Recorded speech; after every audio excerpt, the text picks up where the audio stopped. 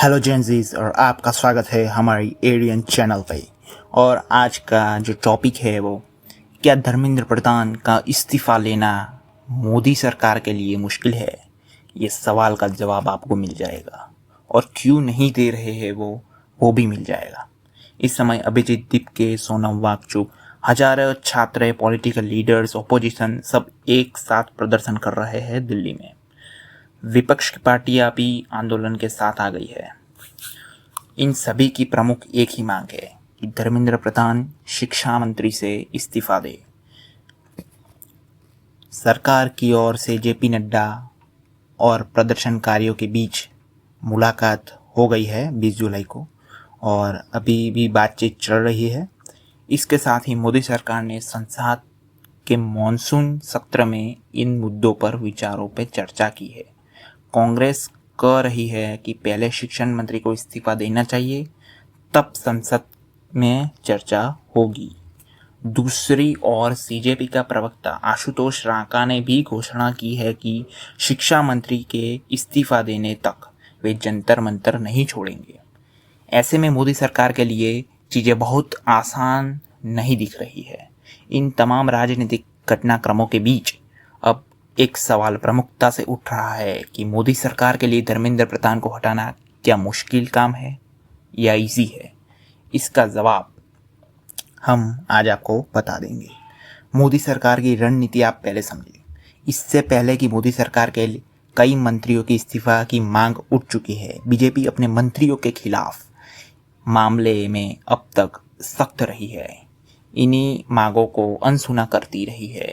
वरिष्ठ पत्रकार और राष्ट्रीय राजनीति के विश्लेषक विजय त्रिवेदी कहते हैं कि 2014 से मोदी सरकार की राजनीतिक शैली पर नज़र डालें तो राजनीतिक दबाव में मंत्रियों के इस्तीफा देने के उदाहरण बहुत कम दिखाई देते हैं। अब तक राज्य मंत्री एम.जे. अकबर को छोड़ते तो नैतिक जिम्मेदारी के आधार पर शायद ही किसी मंत्री ने इस्तीफा दिया होगा। विजय त्रिवेदी कहते हैं कि कोरोना महामारी के दौरान स्वास्थ्य मंत्री हर्षवर्धन के इस्तीफा की मांग उठी थी। एप्स्टीन फाइल के मामले में हरदीप सिंह पुरी की इस्तीफा की मांग उठी। किसान आंदोलन के दौरान नरेंद्र सिंह तोमर की इस्तीफा की मांग गया। रेल हादसे के बाद अश्विनी वैष्णव के इस्तीफा की मांग हुई, लेकिन इनमें से किसी भी तत्काल इस्तीफा नहीं दिया। कुल मिलाकर ऐसा लगता है कि यह सरकार राजनीतिक दबाव के आगे झुकने के लिए तैयार नहीं होती। जून 2015 में केंद्रीय मंत्री राजनाथ सिंह का एक बयान भी ऐसी सोच की पुष्टि करता है। तब तक प्रेस कॉन्फ्रेंस में उनसे पूछा गया था कि विपक्षी कांग्रेस पार्टी एनडीए सरकार के लिए कुछ मंत्रियों के इस्तीफे की मांग कर रही है। इस पर इन्होंने कहा था, यह इस्तीफा नहीं होता है भैया, यह यूपीए नहीं एनडीए की सरकार है। विजय त्रिवेदी का मानना है कि धर्मेंद्र प्रधान का पार्टी के भीतर राजनीतिक कद भी एक अहम कारण है। वह कहते हैं कि धर्मेंद्र प्रधान के परिवार के राष्ट्रीय स्वयंसेवक संघ से पुराने संबंध है। उन्होंने 1984 में अखिल भारतीय विद्यार्थी परिषद यानी कि एबीवीपी में अपनी राजनीतिक यात्रा शुरू की थी। उन्होंने केंद्रीय मंत्री गृह मंत्री अमित शाह का करीबी माना जाता है। ऐसे नेता को राजनीतिक दबाव में हटाना सरकार के लिए एक तरह से राजनीतिक हार माना जा सकता है। नई दिल्ली स्थित सेंटर ऑफ पॉलिसी रिसर्च के फेलो और राजनीतिक वैज्ञानिक राहुल शर्मा में भी बीबीसी न्यूज़ जो है उनके साथ बात की।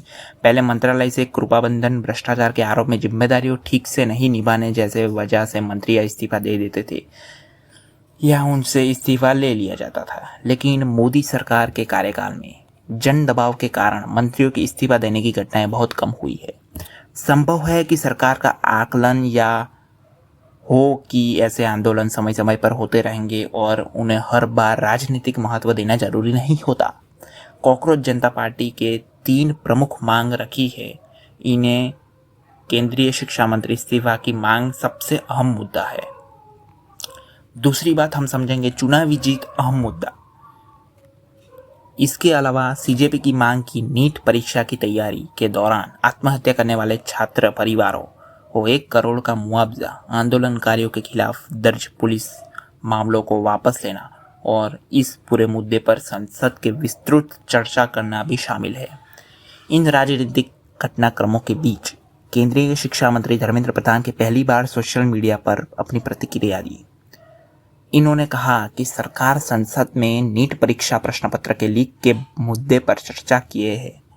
प्रधान ने कहा कि हमारी सरकार नीट परीक्षा के मुद्दे पर संसद में चर्चा करने और युवाओं के सभी जायज सवालों का जवाब देने के लिए प्रतिबद्ध है।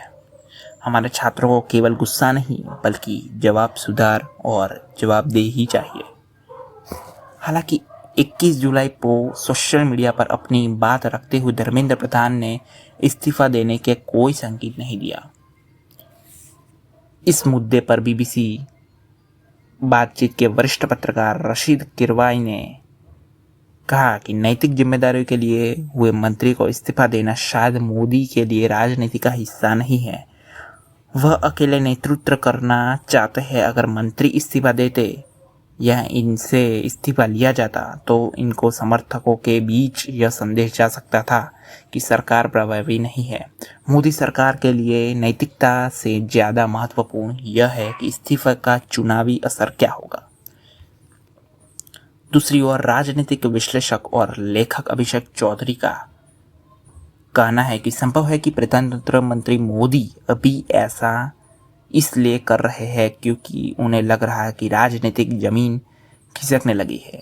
अगर एक मंत्री इस्तीफा देता है तो भविष्य में दूसरे मंत्रियों के खिलाफ भी विपक्ष का दबाव बढ़ जाता है। शायद उसी की वजह से प्रधानमंत्री अपने मंत्रियों से इस्तीफा नहीं मांग रहे हैं। इस मुद्दे पर विचार करते हुए बात करने के बाद यह आंदोलन पहले के आंदोलन से अलग दिखता है।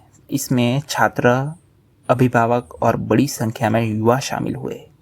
अब विपक्षी दलों भी इसमें कूद पड़े हैं। अगर सरकार को उनके दबाव में आकर मंत्रियों को इस्तीफा देती है तो आंदोलनकारियों का मनोबल और बढ़ेगा और यह मोदी के केंद्रीकृत और सख्त राजनीतिक शैली के अनुरूप नहीं माना जाएगा।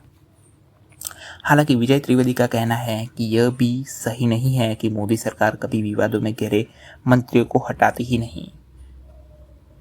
पुलिस के 20 जुलाई के सीजेपी के संसद मार्च के भीड़ के तितर बितर करने के लिए आंसू गैस के गोले का इस्तेमाल किया गया। क्या इससे बीजेपी राजनीतिक नुकसान होगा? ये तीसरा प्रश्न है। राजनीतिक विश्लेषकों का मानना है कि अगर धर्मेंद्र प्रधान इस्तीफा नहीं देते तो इनका बीजेपी को राजनीतिक नुकसान होगा या नहीं, इनका जवाब केवल समय ही देगा। इनका कहना है कि कोई भी आंदोलन हमेशा नहीं चलता। फिलहाल कोई चुनाव भी नहीं है।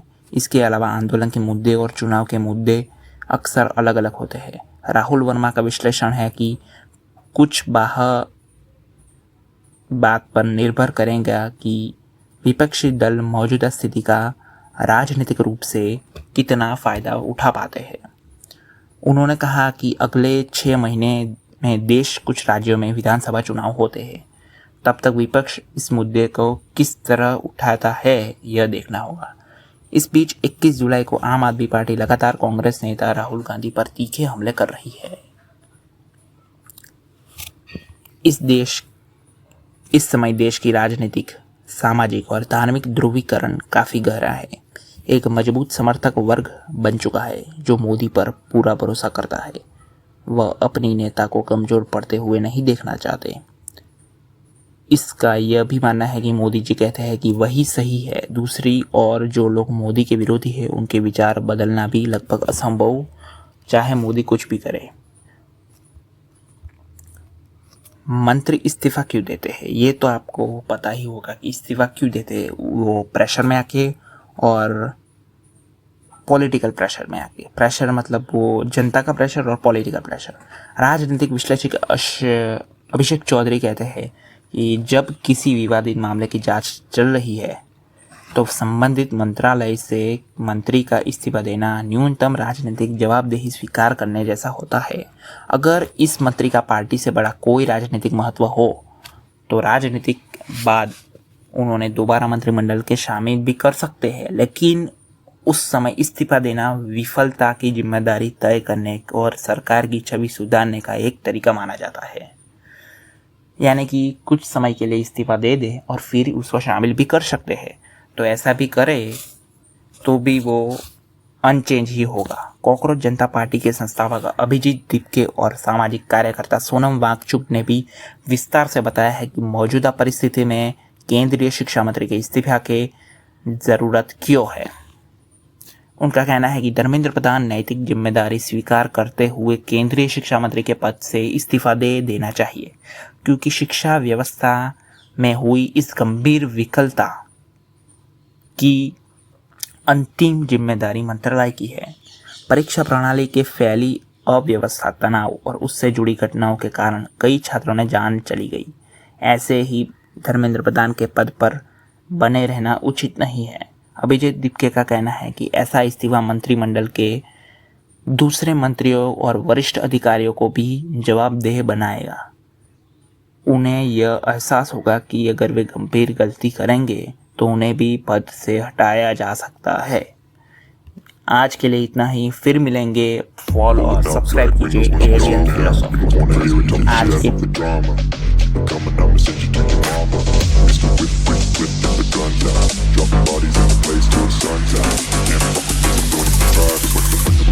I'm the last one to die.